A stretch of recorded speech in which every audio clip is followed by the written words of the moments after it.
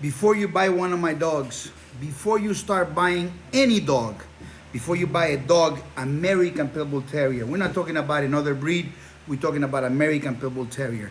But you are smart. You don't want these frog-looking dogs or these dogs that when you look at them, you ask yourself a question, can they even walk?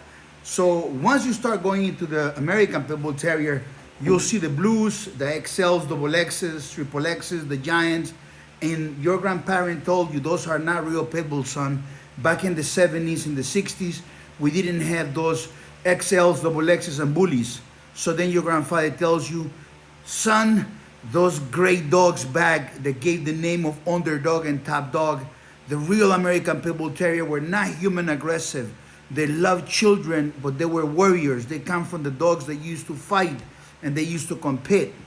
And the bloodlines were special. It was more special who bred the dog and what bloodline this dog had versus you looking at a dog because you wanted to be blue or you wanted to be pink polka dot or you wanted to have a fashion dog, and because everybody has a Frenchie now, you also want to be a Frenchie. Get the dog of a man, get the real American dog, the American Pit Bull Terrier, because it will help you have an inspiration of courage. It will be your adrenaline. It'll be a glorious moment every time you look at the dog, every time you play with the dog, you'll have something in your hands. When you look at the movie out there, Ford versus Ferrari, there's another event also about Le Mans racing, about the Mazdas, how Mazda with the rotary wankel motor entered this race, and then it was just one season, one race, and after that they didn't allow them to come in again. And why do I want you to watch this movie up here? I want you to watch it because in it you'll understand that the Ford won the race and Ferrari won the legacy. And you'll find yourself as a client and say, well, so what Chico is trying to say is that there is a component of racing. Well, it's a component of competition. The American Pit Bull Terrier, you can compare it with those up there. There is a component of competition. Who wants to be the best? It's very important to know who's your grandfather, your great-grandfather, and who make you. That's what the names are. Ford, which is a brand, and Ferrari is a brand. So in American Pit Bull Terriers, instead of the color, the XL, the double X, and all this BS, that's not important. What's important is these two things right here. You see them? Right here, the brand, Ford, Ferrari, competing against each other, and then who wins, and then put yourself as a client. What are you getting? Well, Ferrari is giving their clients a car that is the brand that means greatness and it means legacy in the racetrack and is engineered in the racetrack. And the engineering part when it comes to the dog is the breeding process, the selection process, and the races where the competitions where these beautiful dogs were selected where only the best matters, only the winner matters, the rest don't matter. And who's the driver? The driver, the handler. How important is in the movie? You're gonna see a guy by the name of Miles. Ford couldn't win without Miles. Just like Mazda needed to have Herbert running from England in this Japanese car. And so my background when I started in the American Pit Bull Terriers, I used to be a drag racer, and that was important. That was really important because I understood the street level, and I didn't have much respect for the street level because in the street racing I learned about John Force. Google John Force, the name Force, John Force, 16 world time champion drag racer, funny car racer, incredible man, incredible competitive. So what you get when one of these American Pit Bull Terriers they have the spirit of competition, of winning. For you that you are the entrepreneur, for you that you are the winner, for you that you want your kids to be inspired by the strength of winning, by the strength of never give up, for the strength of continue going and having an order and composition. Some of the greatest moments in my life was when I was walking my dogs at night by myself, and with the right on the leash, I feel the energy of the dog, and it gives me a vitamin, mental, a spiritual vitamin, that the next day I'll go compete in my job, in my task, and I win, and I smash everybody. I become the best at what I was doing. And these dogs do that. So the dog that you have now, it does have a brand. If you don't know the brand is the breeder. If your breeder is nobody, your dog is just a common dog. But if you really have that competitive mind and you want to have the greatest dog, The size of the breeder, the quality of the breeder, the pedigree, the journey of the breeder are going to determine the product they produce today as a pet, today as a dog. So when someone comes to tell you about the 4x4 and blah, blah, blah breeding, ask them, have you ever had a dog of the year? Have you ever created global grand champions for you to have an opinion? They will tell you a whole bunch of BS. They have no name for those dogs of the years. They don't have them. They don't have the quality. They haven't conditioned the dog.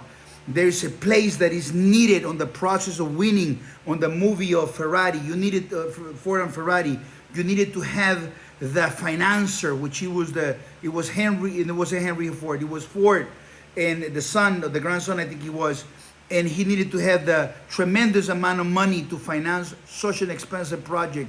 You needed to have a project manager, the vision of the car winning. You needed to have the winning moment at the end with the 3 Ferraris going across, but you also needed to have the driver. You also needed to have the crew chief. Every single part, when the parts, what was happening to the suspension, the engine, the motor, like this, the tracking, tuning the car, all these different things cannot be done from a pet owner stand. They got to be done at the breeder's side. The breeder's side.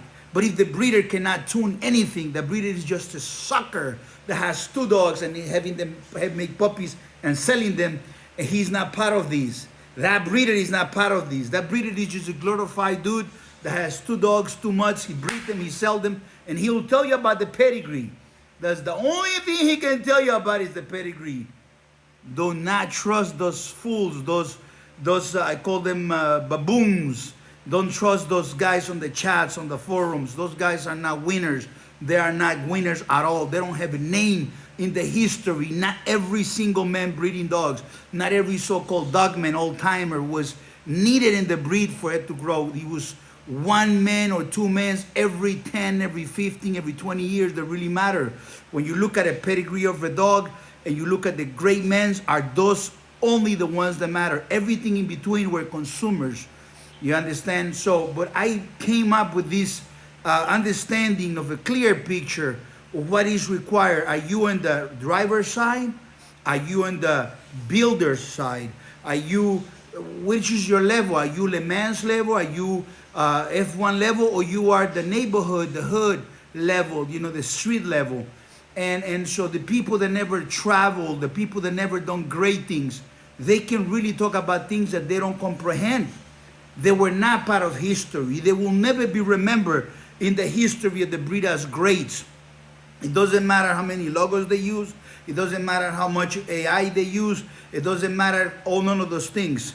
And so the difference between a dead-end dog that was bred by watered down from some guy down the road 4 or 5 generations ago and having a direct dog from the maker, from the breeder, is the same thing as the guy that buys the Ferrari directly from the dealership and enjoys it.